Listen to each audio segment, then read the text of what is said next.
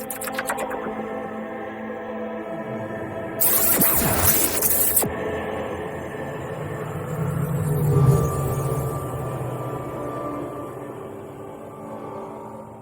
to Chronosphere Fiction. This is your pilot, Daniel French. I sent Joseph Carribas into the spectral streams in an observation bucket to check out his signal. I'm reading here that he's definitely a good distance into the future, and he's somewhere around the North Pole of Mars. Well, I guess we'll just have Joseph Carribas narrate what he's seeing out there. Enjoy. The Vega parked over Mars' northern pole, a small pleasure shuttle attached to one of its docking pods. Occasionally, the shuttle clanged against the Vega. The other docking pod was exposed but empty. The little woman sitting at the table, packed in makeup like a parody of a Hollywood star, seemed much smaller than he remembered. You look good, Ma. Nice to see you again. She nodded but said nothing. Her shuttle clanged and she stood up. Hey, don't worry, Ma. My docking collars lost their smarts a while back and I haven't had a chance to repair them. It's nothing. So, you sure I can't get you anything to eat? Maybe something to drink? I can make some coffee, no problem. I didn't think a ship this small would have a kitchen. Normally it wouldn't, but there are some things I wouldn't give up. The smell of fresh brewed coffee first thing in the morning, for one. Yes, coffee would be nice. She looked up as some lights winked on a panel beside her. This is a scimitar ship? It's awfully small. Scimitar class. It can't be too big when you're moving between asteroids. There's lots of power for scything and towing, lots of facility and equipment for artifact extraction, and lots of smarts to know when to do one or the other. You look good.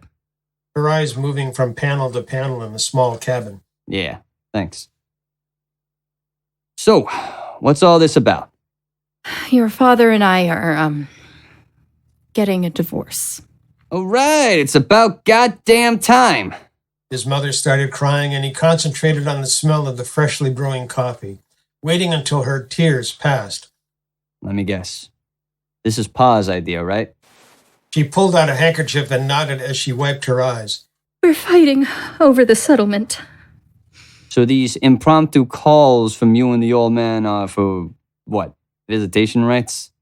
And neither of you so much as send me a birthday card in 12 years, and now I get 2 calls in one day. Come into Mars North Polar, family emergency. What am I going to do? I've always done whatever your father said. He always said he knew what was best. He didn't answer at first, gauging his own emotions, wondering if he should let his feelings out. You believe he always knew what was best? She nodded. For you? She continued to nod, sobbing into her handkerchief. What about for me? What? What do you mean for you? Look at me, Ma. You think this is the best for me? He's your father.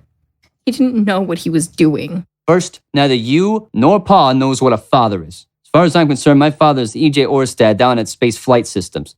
He got me this job. He took care of me.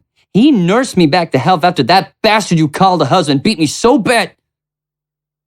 Second, even if he didn't know what he was doing, you sure as hell did. Or are you going to tell me you thought it was normal for fathers to beat their sons to the point where they bled, where their legs were broken, their faces smashed? I didn't know. You didn't know. You stood there and watched. Every fucking time you watched. I remember you standing at the door to my room and pleading with him to stop, but doing the same thing you're doing now. I was scared.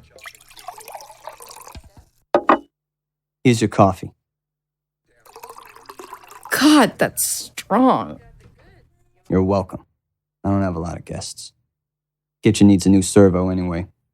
Son, whatever you think of your father, whatever you think of me, we were a family. We may not have been the best family, but we were a family. You had it bad, but so did we. That's not an excuse, Ma. If you didn't like what happened to you as a kid, you go talk to your parents about it. And I don't know what you call a family, but what I had wasn't a family. It was a concentration camp. You always in the kitchen and him always in the garage? You didn't need a son, you needed a mediator. I always wanted a family. I never had one. You're going to tell me now that I still might? I never will, Ma. Never. That's Pa coming to tell me his side of life. Don't worry, I don't take sides. I can't. All I can do now is see to my own needs and wants. As soon as I get around to them anyway. You're gonna stay or leave before he gets here. She looked down for a sink. Her cup was still full of coffee and ringed with lipstick marks. Don't worry, Ma, I'll take care of that. She nodded and placed a folded paper with a space court jurisdictional seal under the cup. Goodbye, son. What's that? A claim. A subpoena with writ to a claim. A what? A subpoena? How the hell am I gonna appear in court? She had her back to him, straightening her dress and clutching her bag tightly to her. You don't have to appear. It says you're my property. Your father threatened to lay claim to you when he found out how much you made as a scimitar. I told my lawyer to lay claim first to make sure your father didn't get a cent. He'll probably lay claim too. Don't worry, son. I'll take care of you. His mother's shuttle disengaged from the docking collar. He watched through camera eyes as she made a wide berth on the far side of him from her husband. Hey, son. Those docking collars look damn sloppy. Is it safe for me to come over there? He closed the communications to his mother and father and watched them continue their dance. One toward and the other away, and him always in the middle. I will never have family. I'll never have the family I wanted. Part of the system which allowed him to see to his own needs fired briefly, and he registered the change in potential as, The hell I won't. as his mother's ship started to fall planetside, the Vega's caterpillar engaged, holding both shuttles and toroidal plasma arms. Scything lasers began to carve out pieces of the ships. Alarm calls pinged from both shuttles.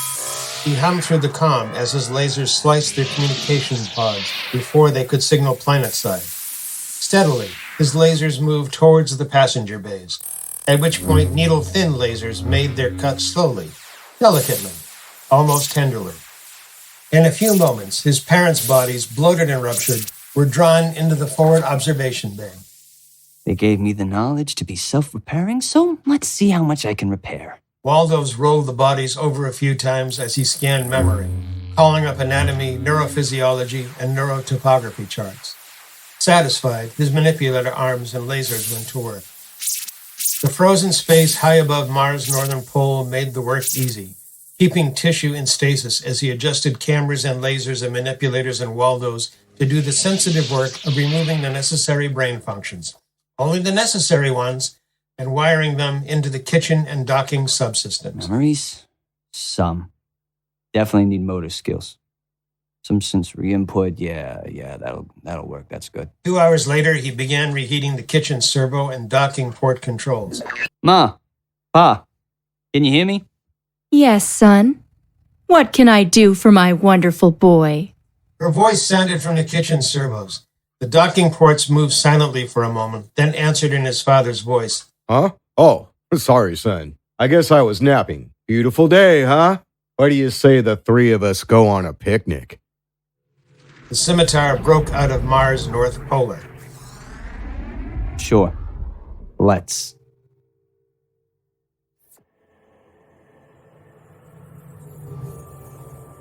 My Chronosphere passengers, you just heard The Settlement, written and narrated by Joseph Carribas. Son was voice acted by Spencer Frederick. Mom was voice acted by Katelin Curtis. The part of father, all editing, mixing, sound effects, and sound design are by Daniel French of Fishbonius Sound Design. Chronosphere Fiction has a virtual tip jar on Venmo. If you have Venmo and you want to help us out, it's at Fishbonius, Fishbonius. Well, as y'all know, there was a little bit of a breakup over the last few months in the spectral streams and in places like where you're at. And as a result of that, some of your favorite Chronosphere series are a little bit behind schedule, but don't worry, folks, they're coming. Portlock 11 and Gafgarn 15 will be out soon, followed by Generation Z of Outlaws and Lawmen and Corporate Punishment. Do your best to stay safe and happy out there. Until next time, keep your cosmos clean.